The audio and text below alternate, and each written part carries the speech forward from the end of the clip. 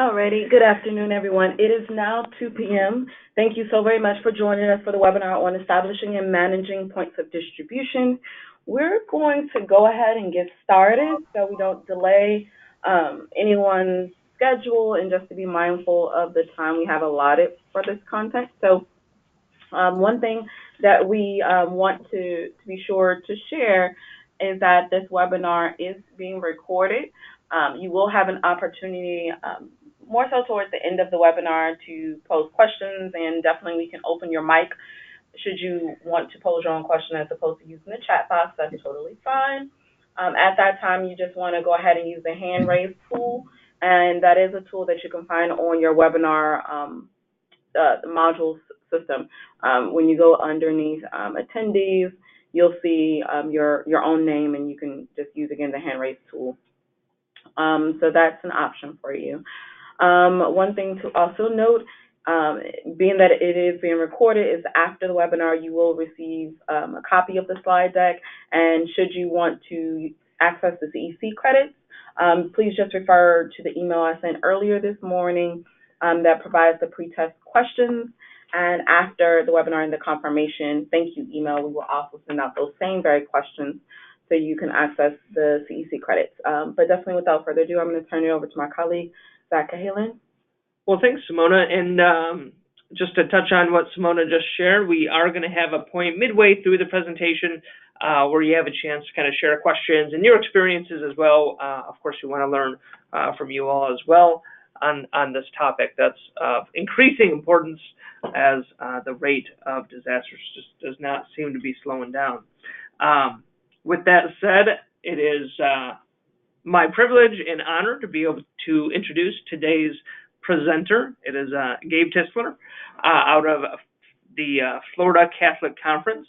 For those of you who aren't aware, in Florida, all the Catholic Charities agencies kind of band together and help support one person to coordinate and work with all of the agencies for their disaster operations needs. And Gabe is the man who is up to that job. He's been doing this since August of 2012 in that capacity. As you can imagine, he has seen a wide number of disasters, including most recently Hurricane Michael, Hurricane Irma, Matthew. Hurricane Matthew was before that. Really every year, every other year, there's some sort of flooding or storm in Florida that Gabe is busy responding to. His responsibilities include coordinating emergency management, disaster response, and crisis management activities within the state and national emergency management systems. He also coordinates the response to the long-term recovery grants that often follow big storms within the Catholic Charities network, and also reporting out on all of those. Gabe is just a great friend to Catholic Charities USA, always available to help, as you see on today's webinar, and often to help with deployment needs as well. So without further ado, Gabe, go ahead and take it away. Thank you, Zach, and welcome everybody. Thank you all for joining us. And, just to kind of build on what Zach has stated, I have served as a CCSA disaster responder and many years ago, and have met many of you that's attending this webinar today. So today we'll cover webinars. Today's webinar is going to be points of distribution, and we'll try to do this at a 40,000 foot level with some sprinkling of some details for y'all to consider as you're thinking about establishing a pod. So what is a pod? It's a point of distribution that's centralized location where public is able to pick up life-sustaining commodities following a disaster or emergency. And how you actually your activities for a pod and making that decision to move forward with one is entirely up to each and every agency. And as we go through this slide, we'll give you some decision-making pointers as to what it actually takes to be able to set up a pod and make it function and be successful. we can move on. So why a pod? You know, survivors are often stripped of their resources during a disaster event. Basic items such as food, clothing, and hygiene supplies become an immediate need for these individuals after a disaster. Sometimes they're life-saving needs, and that's just reality. One of the things that I really would like to point out, over the years of having done many pods throughout the country, uh, I've heard this so many times, and I just want to touch on it. Um, the items that we give away can never fully replace what an individual family or person needs. Through a pod, we're able to provide them the basics that we are able to supply them, and that enables them to save their money and be able to go to local markets whenever they're open and purchase additional items. Keep in mind, a pod is at no point in time will ever interfere with local commerce, and it never hurts local businesses. All we're doing is supplementing what a survivor is not able to purchase themselves, because lack of funding after a disaster or a crisis event. So we can move on, Simona. So basic things about pod logistics to consider. Number one, how will the pod be supplied? Do you have resources right now available, the relationships, to be able to supply your pod?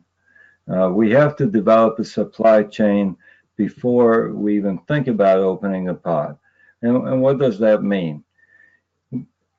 Do you have local food pantries, your own food pantries that's operated by your agency or local churches with surplus items or just enough to get the pod going?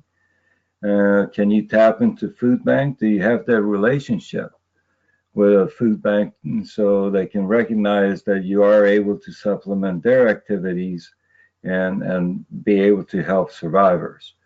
And if you have, a relationship or your state has a state warehouse, making connection now ahead of time with state emergency management is always valuable.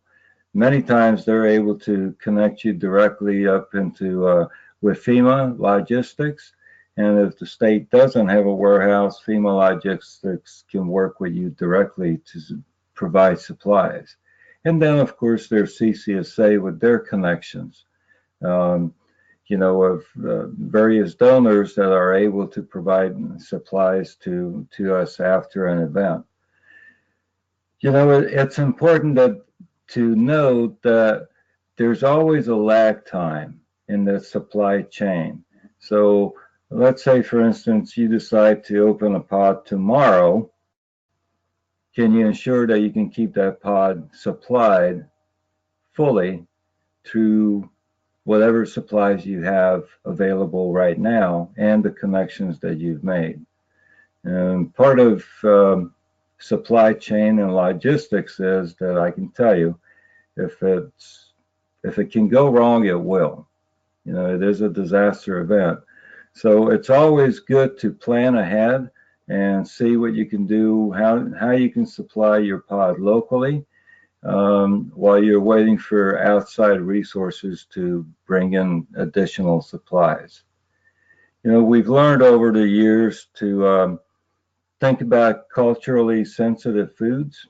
And, we've been very fortunate in the state of Florida that have a great relationship with ESF 6, that's Human Services, and ESF 11, and that's business. So I'm able to reach out to state emergency management prior to a storm and say, look, we know we have a large immigrant population in the area in our diocese that's been impacted. We'd like to get some food that's culturally sensitive, and that can be as simple as rice and beans. And, let me just touch on that real quick. Some of you that may have been with us for Michael, I ordered rice and beans from the state. They provided it in a very timely fashion, and I think we started with 4,000 pounds of rice and beans each. Well, when the rice and beans showed up, guess what? They were in 50-pound bags. So surprise, surprise, right? Now it's scramble time. Go get 1-pound Ziploc bags and, start repacking the rice and beans. But it's those kind of things that you're going to experience throughout the whole operation of the pod. That anything that we plan on, we can plan as much as possible to make it go smooth as possible, but you're never going to be able to take out all the variables. So as an update to that, I'm having conversations right now with State Emergency Management to give us 1-pound and 2-pound bags of rice and beans for the next disaster. Lesson learned. Now, I believe we have a video here. Simona, are you going to get that going? Oh, yeah. So we can go ahead and just show this video that should reflect a pod in action. And this is from Hurricane Michael.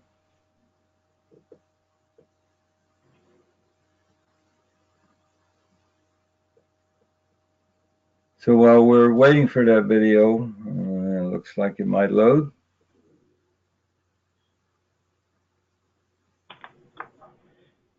One of the things that I'd like to note is that, we have very little time to prepare for Hurricane Michael. And, there was a lot of ad hoc work done as it was happening. So let's go ahead with the video. All right, Gabe. We'll go ahead and try to hit play here, and let me know if it's coming through on your end. Yes, sir.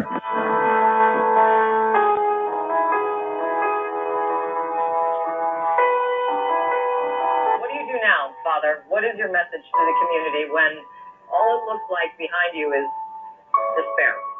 And so I've been telling people, to have hope, that our reward isn't just in this life, but in life to come. So we're just trying to be a people of hope at this point.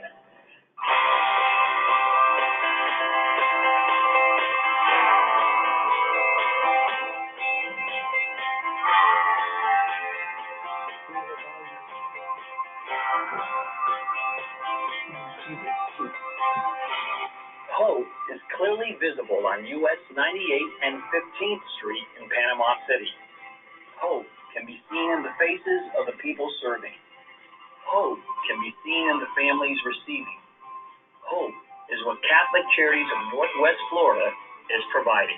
St. Dominic's Catholic Church wasn't spared damage from Hurricane Michael, but that didn't stop the church from being home to the people needing the basic necessities of life: food, water, baby supplies, and much, much more. This is beyond a blessing. This is amazing. It's such a help. We are providing hope to over 3,500 people a day. And it's not just for people driving through the line. Christy Knight showed up needing supplies for dozens of families. It is absolutely just awesome that they have come in to help Panama City out, because we all know that the devastation was humongous here in Panama City. Some neighborhoods remain devastated, and these supplies couldn't come fast enough. Oh, that's a blessing, especially for the people that can't afford it or don't have a job, lost their job, lost all their money. It just helps out a lot of people and a lot of children that need it. Right now, we don't have this stuff and we need it. So, absolutely, we appreciate it very much. Thanks to Catholic Charities USA tremendous financial and logistical support, our local brothers and sisters can depend on us to be there. We've begun to serve outlying areas with supplies and mobile washer and dryers. Now, what we need is you. It does take a village to operate our distribution center at St. Dominic's. In fact, it takes 75 volunteers a day, 7 days a week. We need large groups and individuals to sign up, especially during the weekdays. It's the day you and your group won't soon forget.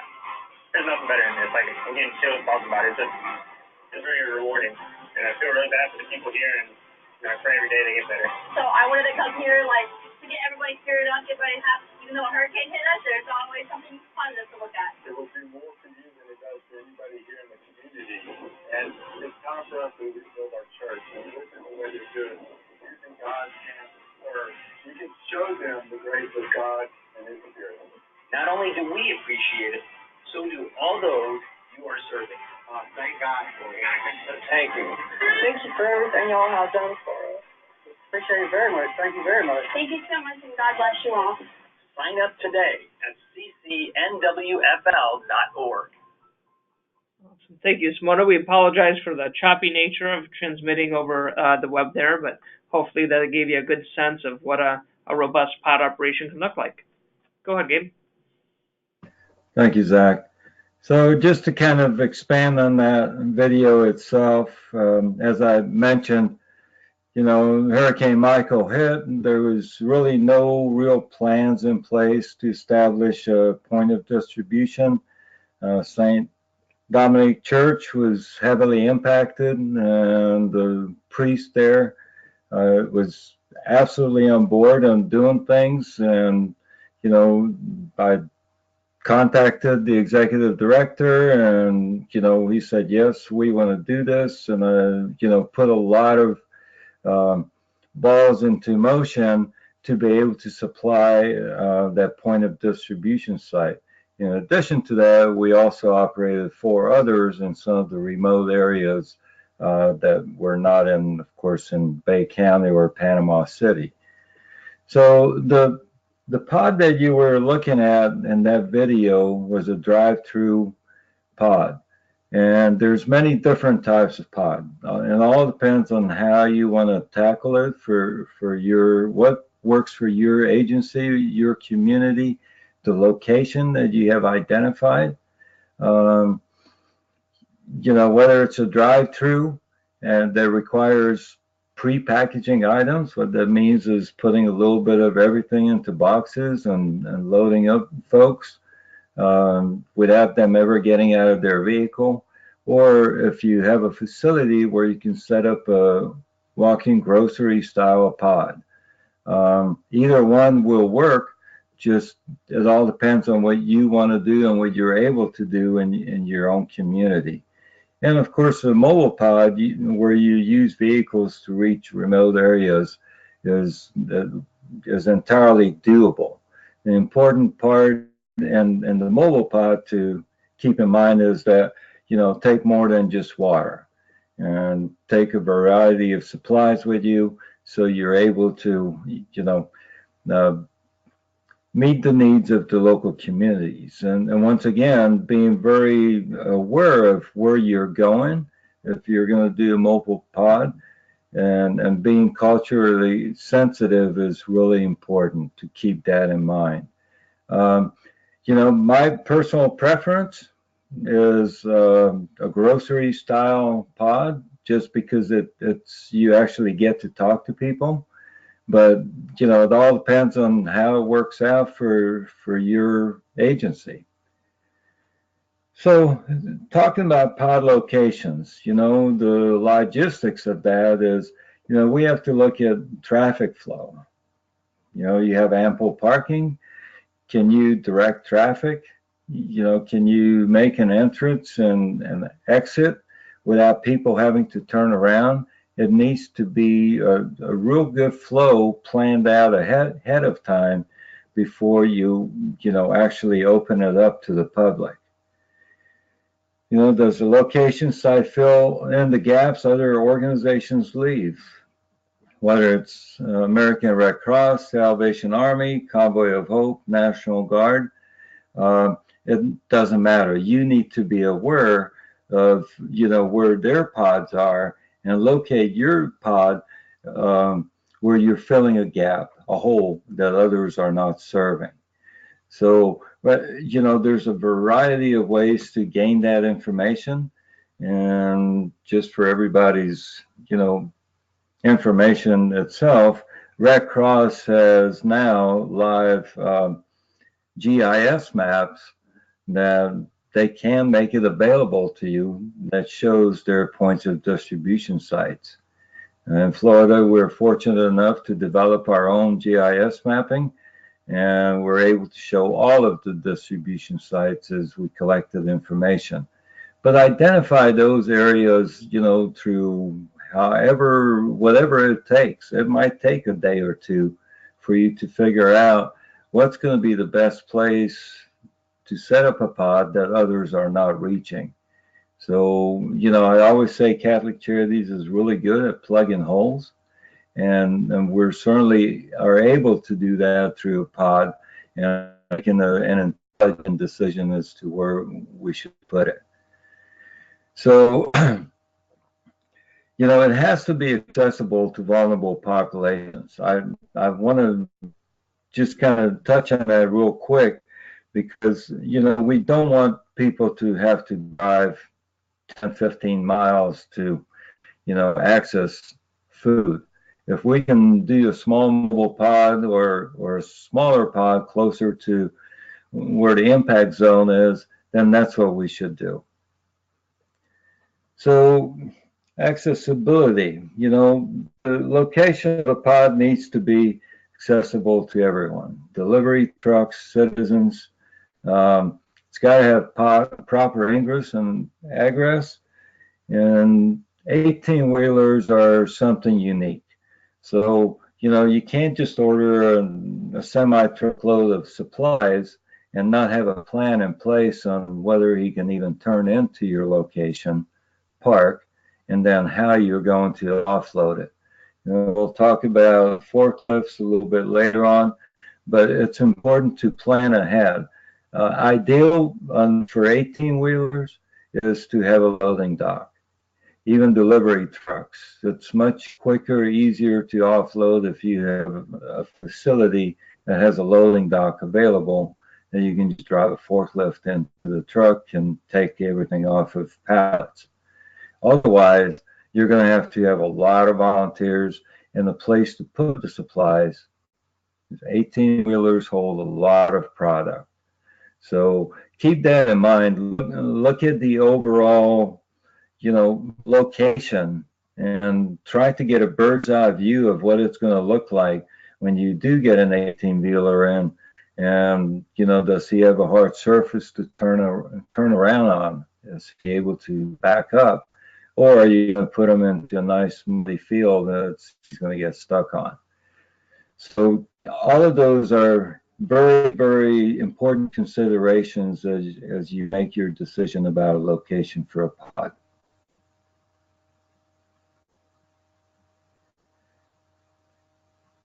Other considerations: who's responsible for liability insurance? Your agency will handle that, the diocese itself, the parish, and you have to consider how long is the space available.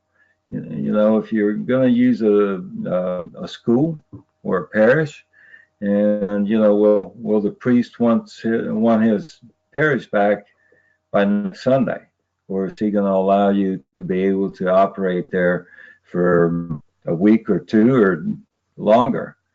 Is there any cost for the space? Do you have to rent a storefront? Many times we have done that before, is just rented a storefront because that was the only space available where we could do a pod. Is the size adequate for your needs? Another major consideration. If you're expecting a semi-truck load of supplies and you're only able to store a couple pickup truckloads, 3 or 4 or 10 pallets even, it may not be, you're either not going to be able to get semi-trucks or that's not the right place for it. And first have enough room for distribution, and back to that flow of traffic, you're not creating, a traffic jam, and people don't get aggravated with each other to, what is going to be the flow of this whole location, and how is that going to work out for your clients as they come in for help.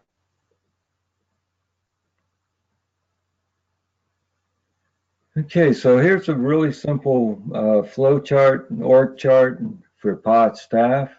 You know, somebody has to be in charge. I just have to make that very clear. Someone has to be in charge. There's got to be a pod manager. Whoever that person is needs to be on site. That's the person that makes all the decisions.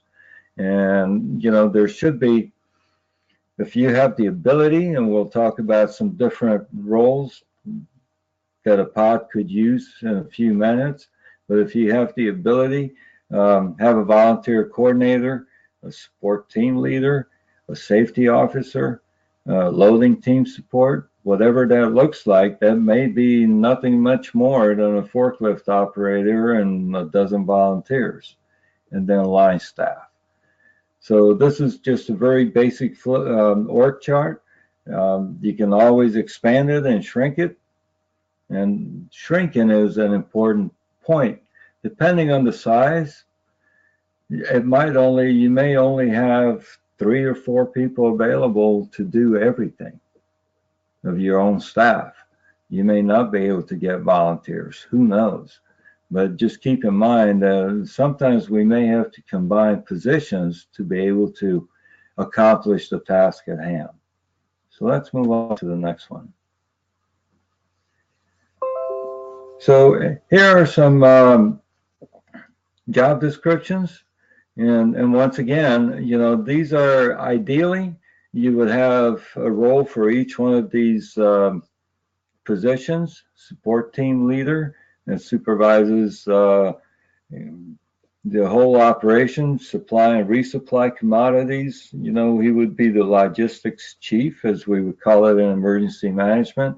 A volunteer coordinator, somebody that specifically works with the volunteers only and assigns them tasks according to what the support team leader wants to do, and the pod manager, and then of course the loading team leader.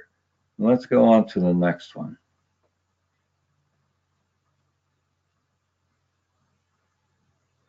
Traffic controller, and that's an important point. No matter what type of pod you're going to set up, you need to try to assign 1 or 2 people that are going to be controlling traffic. Now, I'll just tell you, DOT rules and federal law says that you're supposed to have a reflective vest if you're working with traffic at all. And it's not a bad idea to have a reflective vest so you look like you should be there and you know what you're doing. And, you know, if you have to get walkie-talkies, and because you can't go screaming at it at a couple of traffic controllers throughout the whole day, then, you know, keep that in mind. You may have to do that. And of course, a greeter that meets an individual and families and answers any questions and gives them direction on how to proceed and what they should do next. Many people will just show up really not ever experiencing a pod and simply don't know what they should do next. Make them feel at home, make them feel welcome, and, you know, be always willing to listen to their story if you need to. Of course, loaders, last but not least, responsible for loading supplies, goods into the individual vehicles. Doesn't matter what kind of pod you're operating. You need to have that flexibility. If you're doing a drive-through, of course, you're going to need personnel to be able to load the cars up. If you're doing a walk-in, then you still want to have a couple people available to help senior citizens or families with children to carry their supplies out to their vehicles. And once again, it's making them feel at home, making them feel safe, and welcome. That's what it's all about. Let's move on to the next one.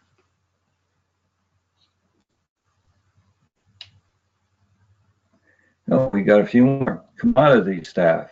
And you know, once again, that's back to the whole logistics and supply chain. This would be somebody that organizes and labels goods for distribution. whether it's pre-boxed or setting it up in a walkthrough site, that's an important role. Now, whether you combine it with some of the other roles, um, it will have to depend on your situation for that pod and what kind of staffing resources you have. Forklift operator, that's a good one. You ask any guy and he'll say that he knows how to run a forklift. Well, that may or may not be the case. You can actually become a certified forklift operator by taking a DOT webinar class, and I highly recommend it. I've seen lots and lots of people get hurt because somebody didn't know how to drive a forklift or get a forklift stuck. And then, of course, we have public information officer. Let me just say this: assign someone in your agency that's job is to speak directly with the media. It's never a good idea to have a volunteer or line staff be interviewed by the media, because they just cut it up anyway, and any misstatements can be really, really embarrassing in the long run. So moving on, what kind of goods are given out at a pod? These can include, but not limited to, shelf-stable foods, MREs, bottled water, clothing, bedding, hygiene supplies, cleanup tools, and other supplies. So, FEMA, if you're able to get food from FEMA, whether it's through the state or directly from FEMA, they actually have different types of what they call MREs now. That's meals ready to eat. That's whether it's the military type or the civilian type. It's prepackaged, heats itself, and it's certainly not culturally sensitive at all. FEMA has come out with what they called meal boxes that were actually snack boxes. A can of rigatonis and some chips and cookies and a little juice was one of some of the recent boxes that I've seen. So you have to know what you're giving out so you're not providing disappointment. Are the supplies meeting the needs of the people is what it's all about. If you're going to deal with clothing, do you have the ability to, deal with the clothing, sort it, hang it up, make it handy for people to sort through and pick out the sizes. And then you also have to consider, what are you going to do with excess clothing that's left behind that nobody gets? In some areas, you can actually redonate them to other organizations, or you can monetize that into clothing recyclers. And, bedding and clothing, just a word of warning. After a disaster, people want to do many, many good things and like to clean out their closets and bring you their old clothing and used clothing and bedding. I'll never forget in American Samoa, when I was deployed with CCSA out there, we ended up getting a container full of heavy jackets and winter gloves. Well, American Samoa is south of the equator. The last thing they'll ever need is winter gloves and hats. So, just keep an eye and be able to say no to clothing if you don't want to deal with it. Just think about the aftermath. Hygiene supplies, we know that's always really needed. And, just be aware of what that looks like, whether it's just soap and toothbrush, or will it contain, other items as well. There's some really nice hygiene kits out there available through partners. Then there's some really simple ones as well. And of course, cleanup tools and cleanup supplies. We've learned over the years that cleanup supplies and tools are really, really essential items to provide to survivors after an event.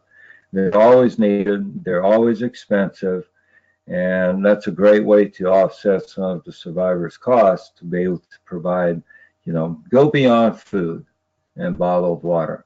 A note about bottled water, real quick.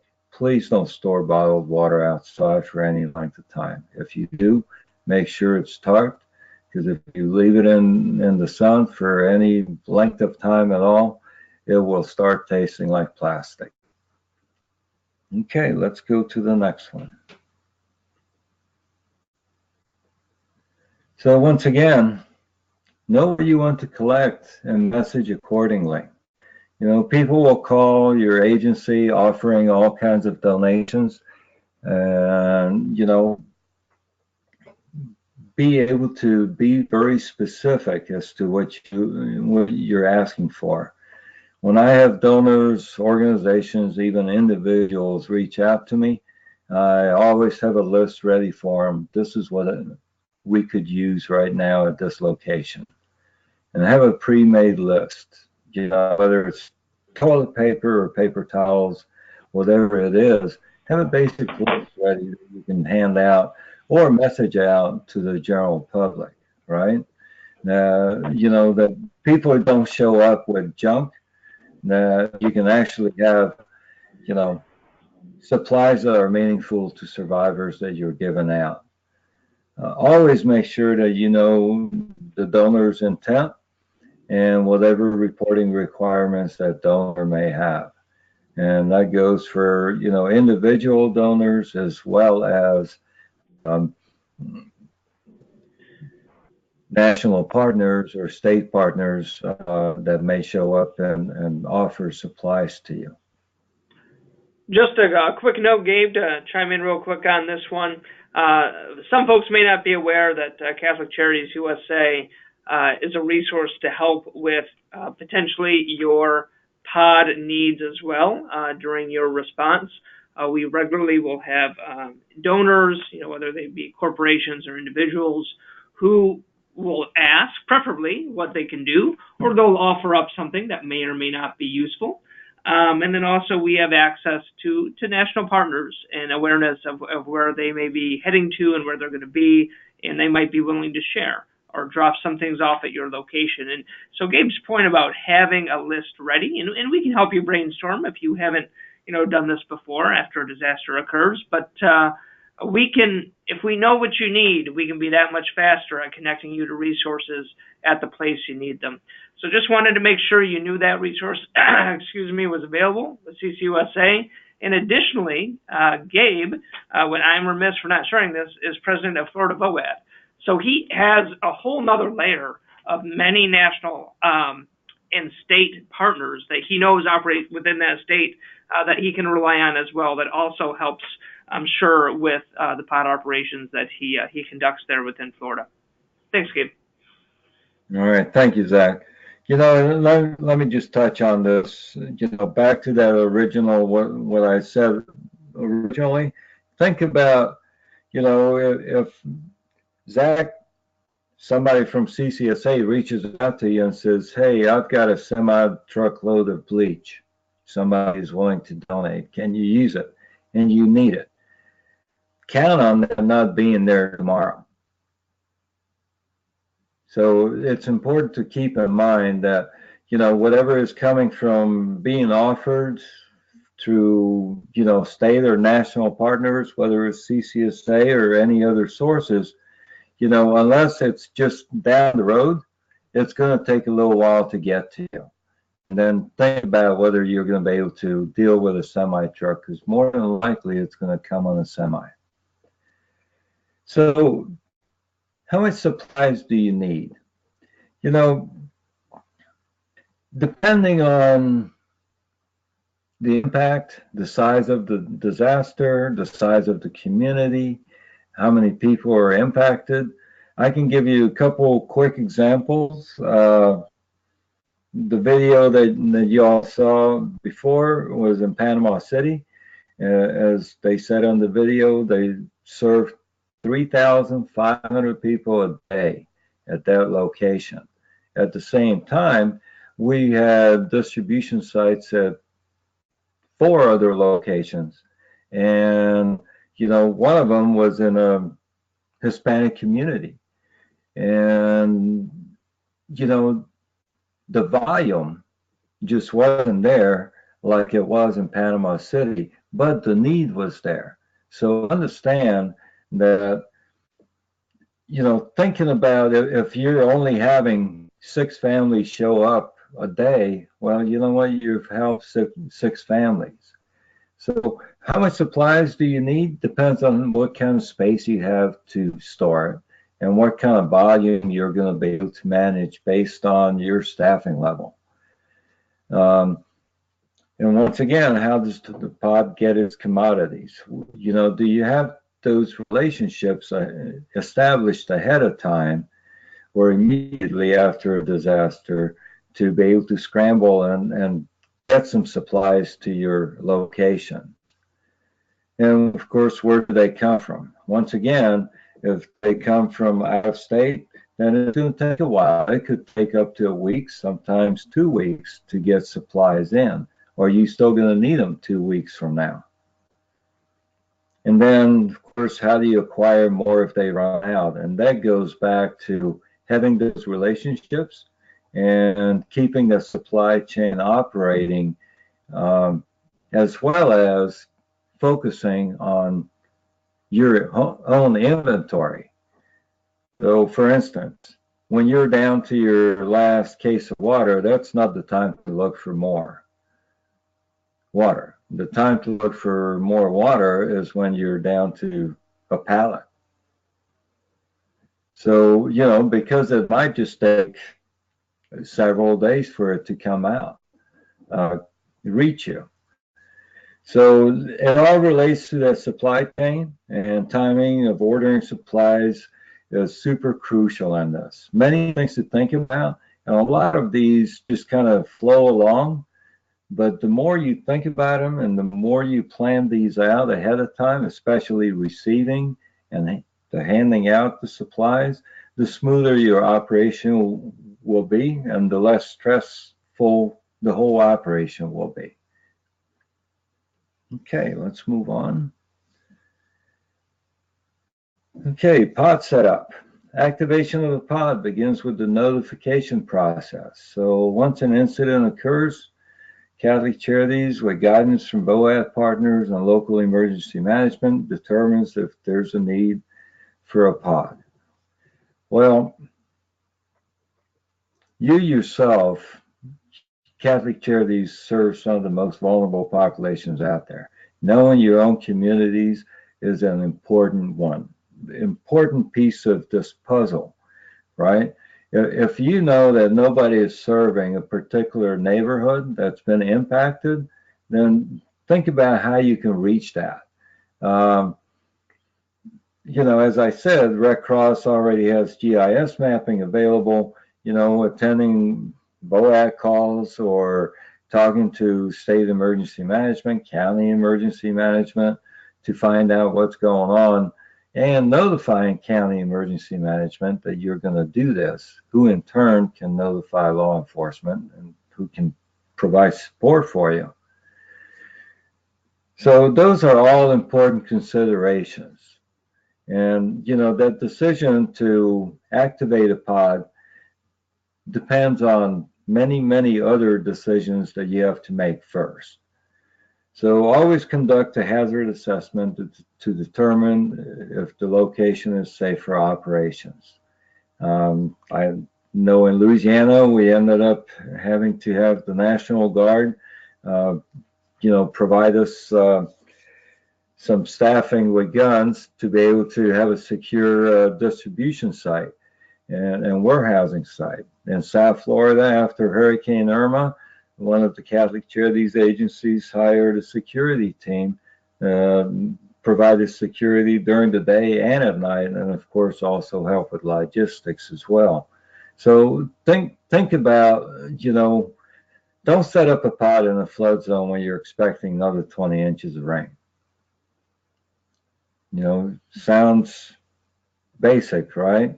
but it may not be as simple as that. We tend to have tunnel vision, and we need to stop and take a look at the big picture, just about every day. So, and then of course we want to go in and secure the location and make sure that it's going to be available and ready for us to use, that we have either a written or a good verbal commitment that we're able to use it for an X amount of time. All right, let's move on. So the size of the pod will depend, as I said, on the community, how much impact you had, who your partners are, time and date the pod will be open. It's important to get the word out and to be very clear as to what your time of operations are, what your location is, who your partners are. As an example, this flyer on this slide here, this is a good one because it's very clear, shows some of the partners that are involved, and enable survivors to be able to look at that, as well as emergency management and law enforcement, to be able to tell that this is a good pod to be able to support. And a good pod meaning that it's not set up by a fly-by-night organization, which, by the way, there's many of those this last few years, and we've seen pop up. So it's important to get the message out to the community. And of course, you want to be able to assemble your pod staff ahead of time and determine when the date and time of your first shipment is going to be, and how are you going to be able to continue that shipment. What you don't want to do is open up a pod and operate for 4 hours and run out. You want to be able to have that continuity for survivors, that they can rely on your pod being there for supplies. So if people have to drive or walk any type of distance at all, when they get there between 4 and 7, as this flyer shows, then you want to be there with supplies between 4 and 7 on a given day. Okay, let's move on. Gabe, do you mind if we pause there for a quick moment and just break it up a bit? You've covered a lot of excellent content, and open up the line for questions, and we might have one in the chat, I'm not sure. So if folks have questions, you can raise your hand via the chat box feature, and Simona can unmute your line, and you can pose your comment or question to Gabe. And Suzanne, it looks like you had shared a comment, or that might have been a question, but your line is unmuted if you wanted to at least just share with everyone. Thanks. It's Suzanne Edwards in Lake City, Florida. When we were deployed by Gabe for Michael, it was rather quickly, and to bring our own sleeping situation was really a God thing, how it all happened. And to think like you're doing a mobile outreach or a mobile office, to think about taking everything you might need to record your data, record snapshots, if you will, as you go, because you will need to report all of that out. And every situation has a different method of the way they like to report out. And I think flexibility is the biggest key to being accepted in that community, as you're someone there to help, but yet someone there to aid them in their unmet needs. So as we found out, communications were down with both companies, providers, but then we found out as we were traveling there that one company would come up with cell service, and that was the only method to communicate with our EOCs. And so I think fluidness and to take everything you need and don't expect anything to be there, including electric, water, or supplies. Yeah. All good points. Thank you, Susanna, for sharing that with us on the webinar. If there are any other comments or any other questions, definitely use the raise hand tool so we can unmute your mic. You'll be able to have a little bit of a discussion at this point.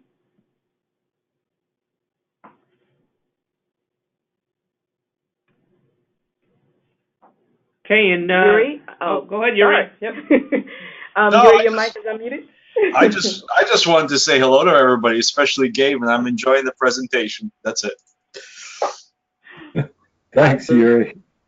It's a party now that Yuri's online. Pretty much. Always. I don't think someone just scroll through the the administrative module here. It doesn't look like there's any other questions, so go ahead and continue, Gabe. Thank you. All right, thank you. Let's go ahead and move to the next slide. Okay, so pod safety. Who's in charge of safety? You know, the pod manager is the primary safety officer, but, you know, I come from fire service, and who's in charge of safety? Everyone. And that needs to be made very clear to every one of your staff and volunteers. If they ever see anything that's unsafe, looks like a hazard, they need to speak up. It's not anything bad. It's just, you know, it might mean preventing an injury, you know, or something worse from happening. So, you know, the pod manager is the primary safety officer, full well recognizing that, you know, everyone else is encouraged to keep an eye out for safety and all kinds of hazards out there that you're going to be assessing, and, you know, do regular hazard assessments, provide personal protective equipment. What does that look like, right? We're running a pod. We're not going to be we don't have to put hard hats on. But we should have, you know, good sturdy shoes on if we're going to be lifting up, dealing with pallets, especially. Gloves, you know, sunglasses, hats, if you're going to be outside. You know, think about those things because, you know, those are things that will make your life easier. And what we don't want to do is have injuries at a pod. It will just, you know, basically, it can shut the pod down. So, of course, always use proper lifting techniques. And if anybody would like a video on that, you can go to DOT's website and learn how to lift heavy items properly. That was my little advertisement for DOT and safety, okay? Always have emergency equipment handy. Make sure that people know where fire extinguishers are, and have a plan in place for accident and hazard communications. So if there's an accident, you know, what is your agency's policy for reporting that accident, and what kind of, you know, documentation your agency requires to be able to, you know, deal with that particular accident. And if there's any hazards, you know, this is kind of a crazy time that we're living in, you know, keep an eye on the really unusual things out there. People will do some weird stuff. So what you don't want to do is get run over by a car. And keep your eyes open and have a partner. You know, if you're going to be dealing with traffic, and always have a partner, whether you're doing traffic or inside a building or anything else. Make sure that there's at least two people with you. There's two of you working always. All right, so being safe is really number one. Okay, pod equipment, checklist, forklift. So, you know, we touched on forklift before. Think about how you're going to get a forklift. Many times local vendors will donate them to you, and many times you may have to rent a forklift. Once again, If you're going to do a forklift, make sure whoever is assigned to that forklift actually knows how to operate it. And whatever days that person is not going to be there, make sure that somebody can take his place that knows how to operate it. Accidents, you know, on a forklift can happen really quickly. Pallet jack, that's a crucial piece of equipment, even if you don't have a forklift. You know, that's the thing that slides under a pallet, and you're able to pick it up just enough to wheel it around and maneuver it, whether it's in the back of a semi truck or inside a facility or in a parking lot. Pallet jacks are great to have. Even if you have to buy one, you can now get them at Harbor Freight for 150 bucks. Traffic cones. If you're going to be doing drive-through anything or even have a walk-in site, have some traffic cones up so you can direct traffic and make sure that they're parking where they need to be parking, and have signage. You know, a sign out by a main road directing folks in can, you know, make a world of difference for raising awareness for you. And then, of course, signage as to your operations and any other detail that you want to add on your sign is important for the survivors to be able to, you know, tell what's going on at your pod. If you need tables and chairs, you may have to get those. You know, besides a pallet jack and a dumpster, I would say those are the two essential pieces. You may not think you need a dumpster, but you know, depending on the size of your pod, you're either going to have to haul the trash out or use garbage cans and know when garbage pickup is, or get a dumpster. Because there will be trash no matter what you do as you unwrap pallets or offload supplies. There's going to be trash that you're going to have to deal with. You know, we didn't have it on the slide, but also think about porta potties. If you're going to do a drive-through in a heavily impacted area, you know, you may need to put a couple porta potties out there for your staff and volunteers as well as the survivors. Okay, let's move on to the next one. Pilot accounting. So the purpose of it is to gain some accuracy, you know, to help ensure that staffing levels are adequate and up to the task. Supplies for the public are maintained at the needed levels, and equipment is on site, is returned to wherever you got it from. So additionally, the reports and forms will be used to recoup costs once the disaster winds down. So let me touch on that. Collect volunteer hours. There is a FEMA approved volunteer sign-in sheet. Now, if you don't currently have it, I'm happy to send it out to Zach, and he can share it with everyone if you need it. Collect those hours because it can help your local county. Volunteer labor can offset their costs for infrastructure repair. Without getting into any great discussion about that, just collect them. It's a good thing to do. It tells your story as to what you've actually accomplished. So, equipment inventory reporting, when you received it, what kind of equipment, any serial numbers, condition of the equipment, you know, make note of it, whether you're borrowing it or renting it. Take a photo of anything that's out of place, damaged on it, or anything else. And where, of course, where it came from, if it was a donor, full contact information, and then the location in the pod. Where is it going to be housed? Whether you leave it outside or inside, you know, you have to be able to determine that ahead of time. And commodity reporting, how much have you received? How much have you distributed? And what do you have on hand? So those three, of course, are interrelated because what you received and what you're giving out, if your volume is such that you have 80% turnover of supplies every day, then you're going to need to bulk up on the supplies and find additional ways to, supplement what you are already receiving. And you always want to have at least 75, you want to have at least no more than 75% lag in supplies.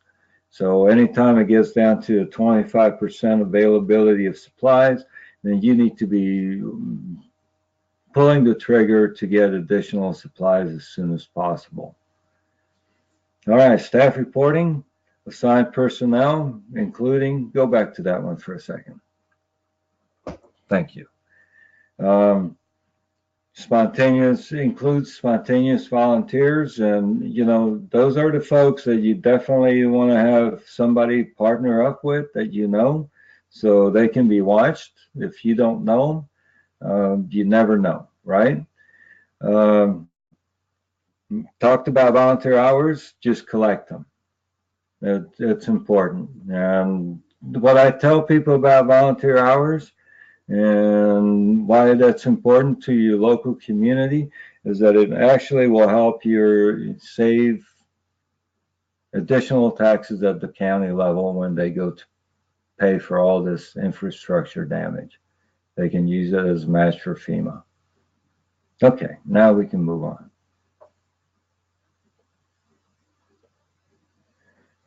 Okay, who can access the pod? Everyone? Only those impacted by the disaster? And how do you identify? How can you tell the difference? How do you know if somebody shows up at a pod who's actually impacted by the disaster? Are you going to ask for driver's licenses and cross-reference zip codes? Or are you just going to open it up for everyone? If they're there, then you're assuming that they need supplies. How much stuff can they take? That depends on family size. It's a good idea, no matter whether you do a drive-through or a walk-in type. Make it very clear that, as an example, in a walk-in site, if you have a grocery style distribution point, they can only take 1 or 2 items of each one, whatever it is, right?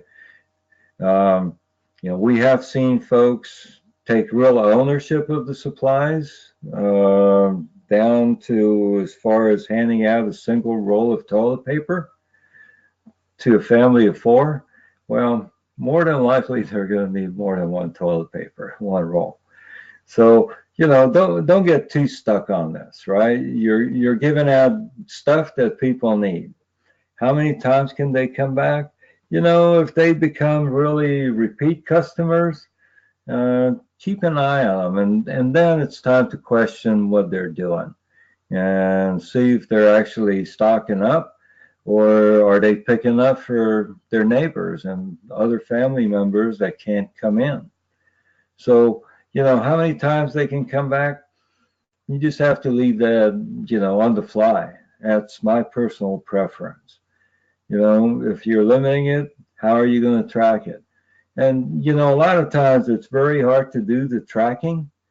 It's all about recognition and paying attention to who you're serving. So that's an important piece, is just, if you recognize a family that keeps coming back, twice a day or every day for more and more supplies, take a moment and have a conversation with them. And, if the answers you're getting are not satisfactory, then, let them know that they can't come back for, maybe twice a week. So let's move on to the next one. Okay, survivor processing.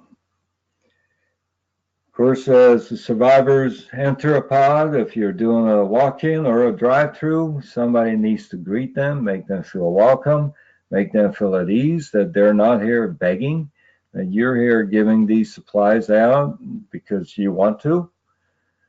And then, of course, you can do screening or intake. I like the intake process myself. I think this is a great opportunity to capture some very basic information on the survivors that's coming into your pod. Might be able to use that information later on for long-term recovery if you go there. Even if you don't, it might be valuable information to local emergency management or partner organizations. So do a simple intake. I have a very quick assessment intake that we developed over the years. Happy to share that as well. Identify short-term and long-term needs and at a glance. So commodities are dispersed and or given out, determine ahead of time how you're going to do that. If you're boxing up supplies, just kind of think about it. You lost everything. And then you walk into a pod and somebody hands you a box full of supplies, and that may or may not be what you need at that particular time. Allow them the opportunity to ask them what they need and meet that need according to whatever you have on hand.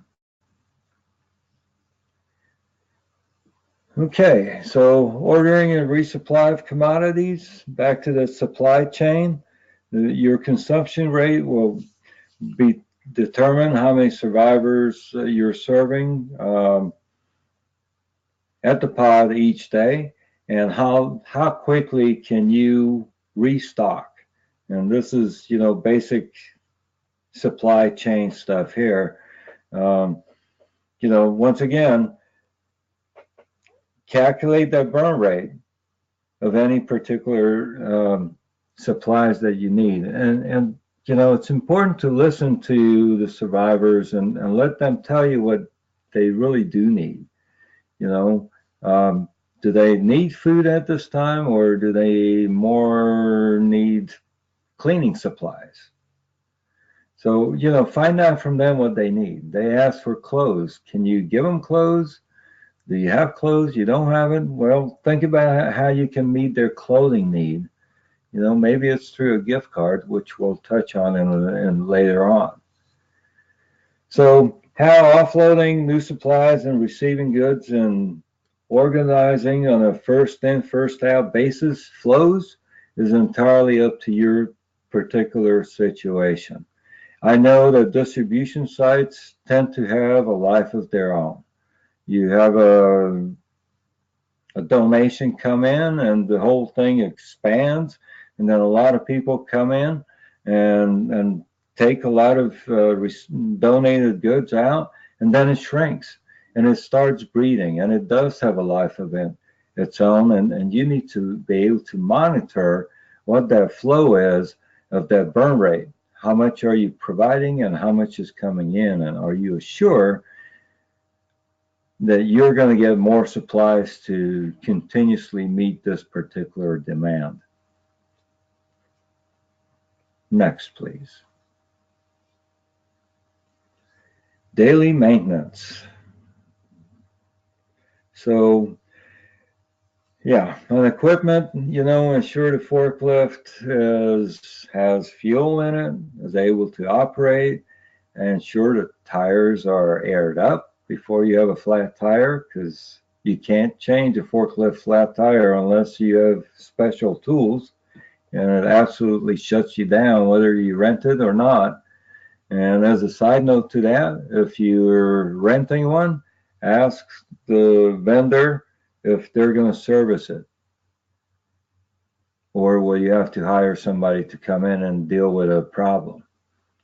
So, basic stuff. Pallet jack doesn't need much servicing or maintenance other than cleaning. Make sure that it's operating and safely.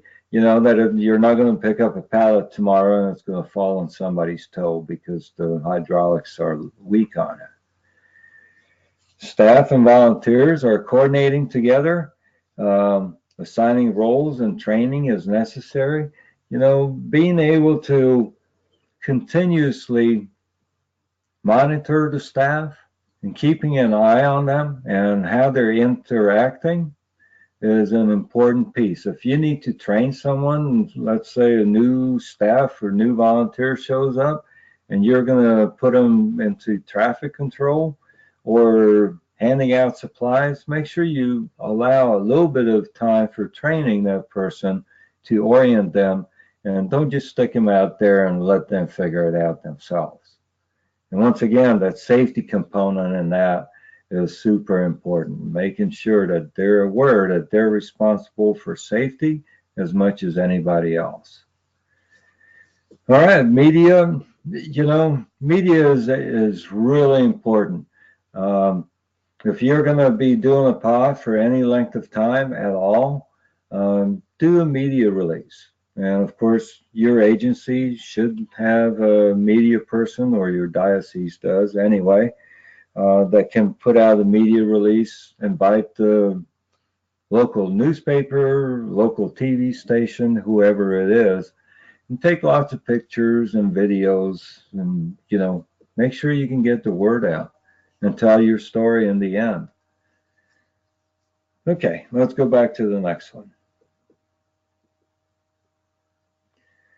Okay, you know, this is stressful environment. When people are working in small space, everybody's stressed out, attitudes flare, you know, egos just come alive, and people take ownership. Start thinking about how to de-escalate that. Any problem, to be able to nip it in the butt immediately. You don't need it. It's just it's counterproductive to what you're doing. I highly recommend at the end of the day, take 10, 15 minutes, half hour to gather staff and volunteers and talk about your successes for the day and any challenges that someone may have experienced. What can you do? Receive that information. Allow staff and volunteers to provide feedback on how you can improve without taking any comments personally. That's an important piece to this. Be willing to listen to everyone and their ideas. All anybody wants to do is be heard. That's all. So crowd control. You know, don't hesitate to call law enforcement for just to be there. And that depends on what community you're serving, but notify law enforcement just in case you do need crowd control. You know, don't take any chances with that. It's important to be able to, you know, keep things super organized and flowing really well.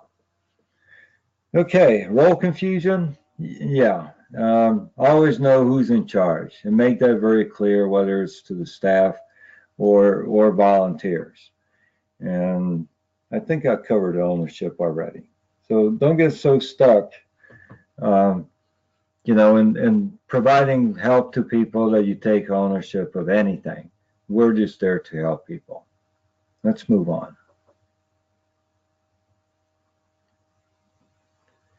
Okay, special considerations, you know, physically handicapped, the elderly, children, non-English speakers. Know your community. If you need foreign language speakers for that community, try to have them there. You know, do the best that you can. Support services, whether, you know, people they are traumatized. So, you know, they're going to be angry and happy and sad and, you know, everything all at once. So just be able to manage that stress of volunteers and your clients as well. And once again, you know, Have a designated person that speaks with the media. Don't let your volunteers speak to the media. Make it very clear that you have someone there that's trained to speak with the media. All right, next, please. So, in summary, for this section, organization is key to success and communication. You know, we say organization, but with that comes communications. And you got to have the right team and support to be able to be successful at this. The public should know your pod location and hours of operations, and keep track of your burn rate. Make sure you have a good supply chain in place, and make sure that it functions and you're able to assist your clients without adding any additional stress to them. And I think we're ready to move on to the next slide. So gift cards, yes, they are cash, absolutely. So you have to follow your finance department's internal control policy. Whatever that is, follow it to the law. Not following the policies has the potential for some really bad things to happen. Bad as being accused of mismanaging funds or gift cards not being recorded, whatever it is. Just have good policy, follow those policies, and stay with them no matter what. We may not like them, but they're there for a reason. Let's move on to the next one.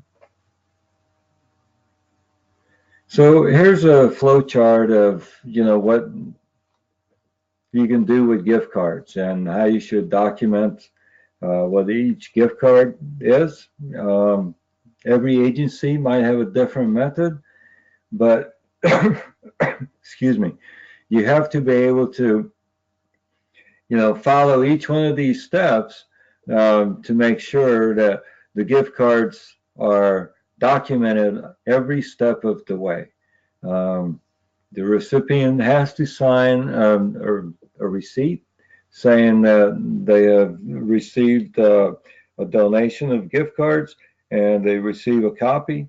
And of course, as you distribute them to the clients, they have to sign a receipt all the way through. So once all the cards are given out, the sheet is given back to the finance department, which is signed by them. Remember, gift cards may come by purchasing them or through donations. So if they're donated, make sure that you observe donor's intent all the way through. Let's go to the next one. Okay, demobilization. The time will come eventually when you have to close your site. Depending on what your plans are, if you're planning on doing this for a week, 2, 3, like St. Dominique's in Panama City, we operated that. That was in operation for 3 months. Who knew, right? But there was a need, so it continued on. But before you start thinking about closing it, start thinking about how you can demobilize the supplies and start reducing the supplies slowly. So anything that you have left over, you can share them with your local parish, your local food pantry, to other local ministries or food banks. I know we actually had contacted a homeless shelter. We had some rice and beans left over from one of our distribution sites. They were happy to receive it. So think about how you can, make sure that those donations that you have on hand, excuse me, can continue to help people in the community. Of course, return equipment, all borrowed and rented equipment should be returned, whether it's a forklift or tables and chairs. Make sure that you know where they came from and that they're returned in appropriate amount of time. Clean the facility. You want to leave it better than what you found it. And of course, replenish your pot kit and submit all paperwork, complete and turn in every bit of paperwork that you have collected, and share it either with your local VOAD, state VOAD, or county state emergency management.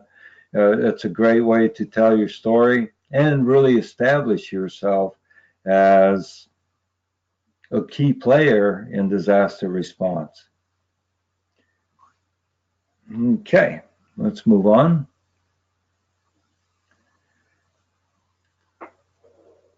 The need for a pod is based on lack of close your site. Okay, think about if your roadways, whether there's going to be power, waters to support normal distribution of supplies.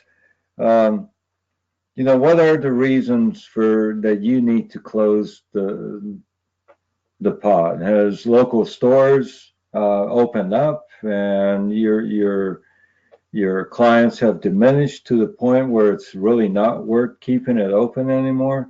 Or maybe the pastor don't want you in his parish anymore? Whatever it is, provide ample notice to the public. And that may mean putting up signage, or if you're doing a drive-through, putting up a sign out where they drive through that will be closing on this and this date, or simply tell people that you'll be shutting down in a couple of days. That's important so they don't show up 3-4 days later and find that you're not there and end up complaining to someone that Catholic Charities is not helping them. Okay, next. Okay, in closing, think about when you should distribute stuff. Is it part of your plan, your mission? This is pretty basic, even though it sounds really complicated. It's a pretty basic thing that we can do after a disaster. Having financial controls in place, having funds available to be able to, pull a pod off, because it is going to cost some money. It's going to cost staff dollars, if nothing else. You need to be able to make that decision. And then, of course, the distribution venue, the supply chain, is that there? Or is the need there in your community? And do you have access to the goods and financial resources to continue operations? And do you have adequate human resources? Can you assign staff out of their normal duties to manage a pod? Or are you going to rely entirely on volunteers to do this with only one staff from your agency managing it? And then, of course, that whole distribution mechanism in place. Make sure that you're able to, handle heavy items. If you need a forklift, know how to operate one, figure out how a pallet jack works, whether you need carts, trucks, trailers. You have to make all of these decisions ahead of time and continue to monitor them and of course communicate with your staff as to, what the current needs are and what the future needs are going to be and what the future looks like as you look down the road a few days or a few weeks or a few months. And, of course, are you insured? Do you have insurance in place to be able to cover any injuries or liabilities or anything else that may come up? And next, please. And thank you all for joining us. Hopefully you found some of this information helpful. I know I seem to have talked a lot for the last hour and a half. But I wanted to share some of the lessons that we've learned over the years, and I can tell you no disaster is alike. Every disaster is different, and all we can do is learn from the last one and improve on our response for the next one. So thank you all for joining us. If there's any questions, I think Simona will need to open the mics. Yeah. Simona is going to go ahead and moderate those questions here. I just want to take a quick moment on behalf of the network and all the attendees and give just a heartfelt thank you to Gabe. That was a tremendous job walking through this content. And we covered so much in a way that was accessible, and so thank you so much for doing that. As Gabe said, it can seem like a lot, when you dive into it for 90 minutes. But like anything in disasters, it scales. A small team can, run a small pod, get a little volunteer help, what have you. This is definitely a doable thing and a great way to be visible to your community in the immediate aftermath and sometimes beyond after a disaster. So with that said, Simona, what do we see by way of questions? Sure. We do have a question, Gabe, posed by Wendy, and I definitely can open your mic, Wendy. So if the question, if I don't present the question correctly, or if you have further kind of clarifying questions from Gabe, you can. She wants to know if you can just explain a little bit about the process by which of using a site going from collections directly to it being a pod. Is that done simultaneously, or what does that transition look like?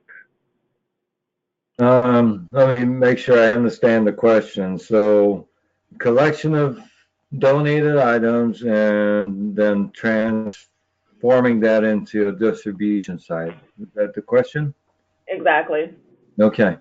When you feel you have enough, and of course, if you ran out of storage area. So it depends on both.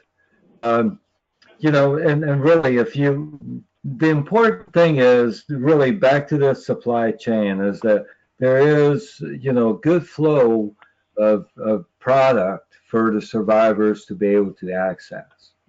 And you're not going to know that the first day. It's going to change every day a little bit, but it's kind of a guessing game. But you can get close after the first couple of days, and you'll get a feel for the pulse of what's needed in the community. Did that answer your question? So yes, that's my question. That was my question: was have distribution points of distribution done collection only for a certain amount of time before they started the distribution, or are the agencies, or has any agencies been doing it simultaneously? Because I know we've done it simultaneously and it was a lot of confusion. So I was wondering, like, how long would you collect before you would start distributing it out? It's only long enough that you feel comfortable that you can get rid of it. Okay. So it's very hard to do both. Sorry, go ahead. No, I'm sorry. It's very hard to do both when you're collecting items and you have, your survivors coming in for items, and you're also doing volunteer management of both of those programs, basically. So I was just looking to see some guidance on, while you're collecting, when you're collecting the items, are you also distributing them out, or do you wait a time period, say, I don't know, 2 days, a week, or whatever? What would be a good timeline? So, okay, it can happen simultaneously, and it will, right? Supplies will come in, and then supplies will, go out. To eliminate some of the confusion might be is to redesign your pod, right? So if you're having a walk-in pod and you got supplies pouring in that you got to store where the clients are, survivors are, then you might want to switch to a drive-through pod so you can reorganize inside the facility. Okay, thank you. At this point, we don't see any other questions. We'll hold a few minutes here to see if any pop up here. But we do want to mention that Gabe's information here is available there on the slide, and the slides will be made available. If you don't know anyone within your kind of local network, within your state or broader Catholic Charities community there, of course you can rely on us here at CCUSA as well as Gabe, but we just want to mention that always lean on each other and the strength of your network. We are all here for each other, and Gabe, us here, and I'm sure any of your colleagues who have done this work before who are on the line are happy to help you out. And come to things like AID, the Applied Institute for Disaster Excellence, is a great way to strengthen that network of trusted friends that you can lean on, and you can definitely count Gabe as one of those. Simona, why don't you share us the next webinar with us here? Sure. So we want to make sure that at this time that you know that the next month's content is going to be on disaster case management as a response strategy. So we'll speak basically about what that transition will look like to go from regular case management to disaster case management. It's going to take place again on a Wednesday at the same exact time, 2 p.m. on April 24th. Definitely at this point, you should be able to click on the register, the big bright red register now ribbon, and that should take you to the hyperlink to register for that webinar. If you aren't able to do that, you can most certainly go to the members portal, and the webinar will be listed there for you to sign up. But definitely feel welcomed, and that one will also offer CEC credits for those who might want to take advantage of that. With that, we thank you for your engagement and participation. And again, we thank Gabe, and we look forward to seeing you next month. Take care. Thank you, Zach. Thank you all. Thank you, Gabe.